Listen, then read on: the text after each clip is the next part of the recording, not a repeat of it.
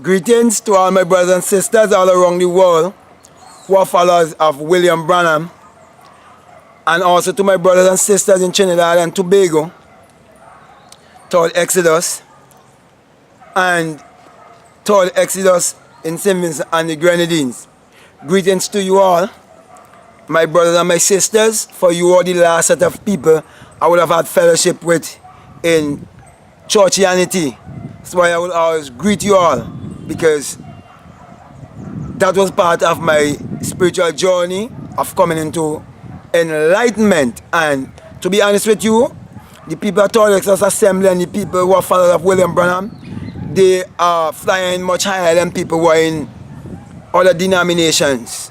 Though they are denomination themselves too and have denominated and have only fly to the place of the eagle and have never get able to fit up the pyramid. They end up with just one pyramid going up and wasn't able to fit the one down from mentalism to gender.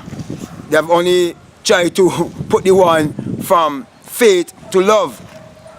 Okay? What I want to speak to you about people all around the world, especially black people and Christians all around the world also, is the journey of life. And the journey of life is the journey from Calvary to Bethlehem. Now, what they have done to us to really enslave us and to keep us in a perpetual state of slavery, psychological slavery, they turn the story wrong. They switch the Bible wrong in terms of interpretation. They give it to you as secular history when it is psychological. Okay? And it's all allegory, it's parabolic, and it's symbolic. And it have no reference to anyone that who have ever existed thousands of years ago or to any event that ever taken place upon earth. It addresses the human mind. And this is how they switch it around. So what they did, they gave you from Bethlehem to Calvary. But that is not the truth. I'm gonna show you now the real journey of life is from Calvary. Because this is Calvary, Golgotha, Golgotha, just meaning the cranium or the skull. Okay? So the cross on which humanity will all die is this cross. So it all begins with the crucifixion. That's why I say from Calvary. It all begins with Calvary. It all begins with the crucifixion. And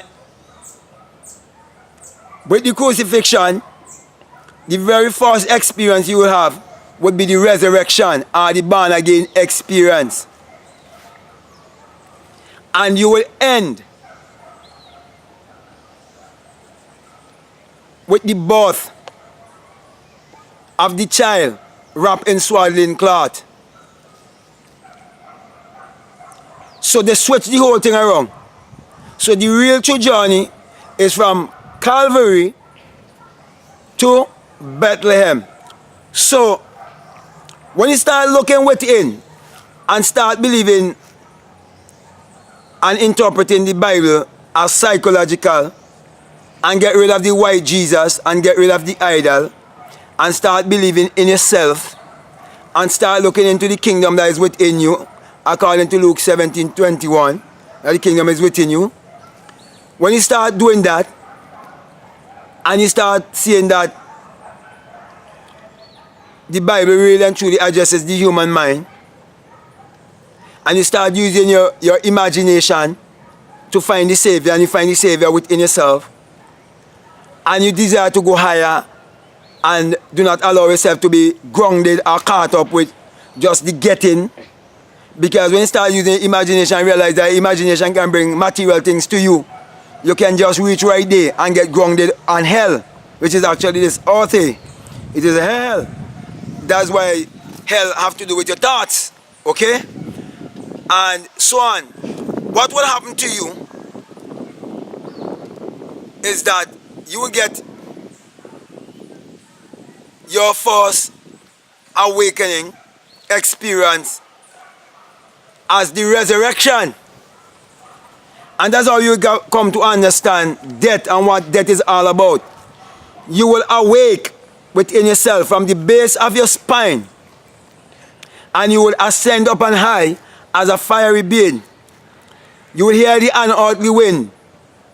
And though your skull have no opening, you will find your way out of your skull with a part of you still left back in your skull, and you will pull yourself out, the rest of yourself out of your skull, and you will become invisible. And you will become also magnetic, and you will experience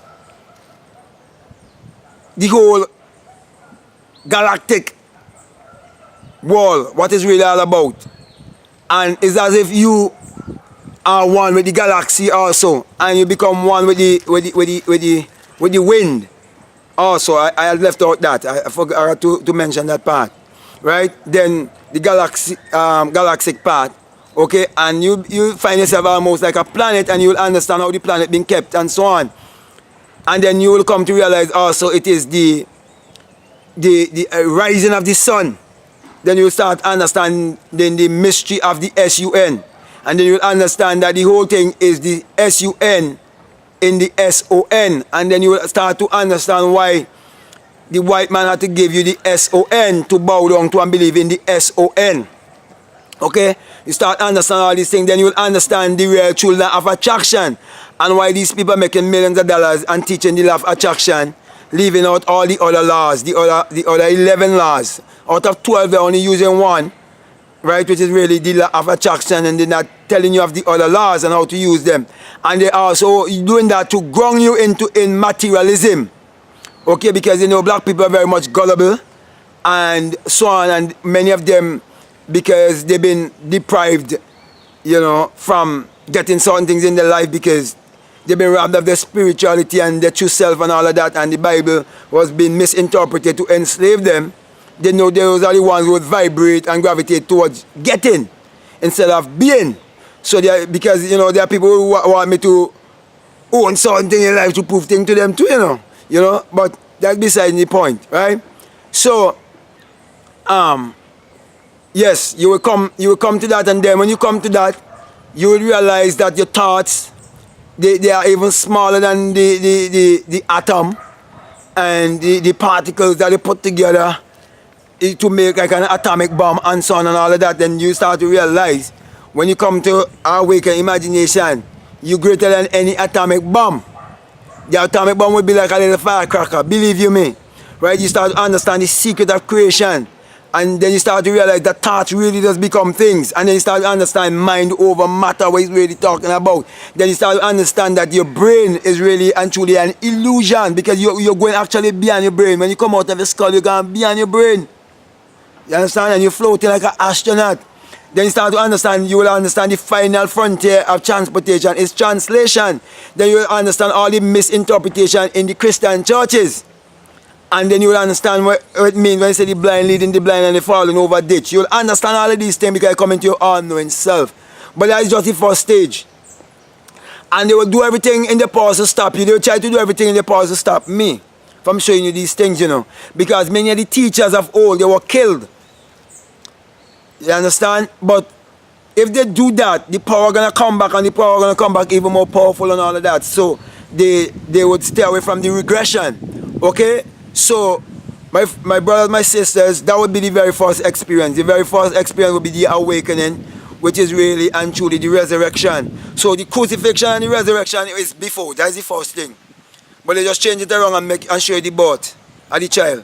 You understand? So, the birth, where the child is wrapped in swaddling cloth and so on, that would be lost, and the dove coming and kissing you and so on, the dove coming from above and all of that. You know what I mean? Those are coming to the close of your life, as your life coming to a close. So there are more experiences for me to come into, and as I come into those experiences would indicate to me that my time is coming close to leave. So people like myself who are enlightened beings and self-realized beings will come to a point in time that we know when we're going to die. And when we leave here, they would do autopsy and say we die from this and we die from that. It's not true. We know when to leave, and we would leave on our own accord. Those who are closest to us, we even tell them. We'll not tell them the exact moment.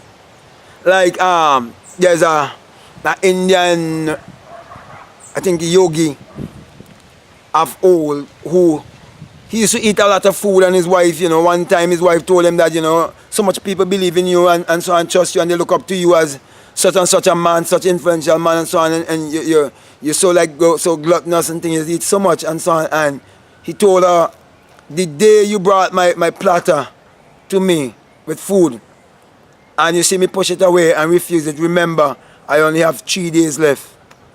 And to cut a long story short, when that time came and he did do that, that's the time his wife really realized he was only using the food as a way to really keep him and nourish him to do the work that he was doing until he was ready to leave. And then 3 days later, he leave. So my friend, if what I'm doing here is of any benefit to you, if it is helping you in any way, if it is allowing you to probably do some more research into your black self and all of that, and to make you think more about Christianity and what Christianity is all about, and the Bible and all of that, if it is helping you to do anything at all, you understand? Because I'm just doing this to help you to think, right? You can subscribe, you can dislike, you can like, you can comment, or you can suggest something for me to speak on. I want to thank you very much, my black brothers and sisters all around the world. Love you and peace. I'm out of here.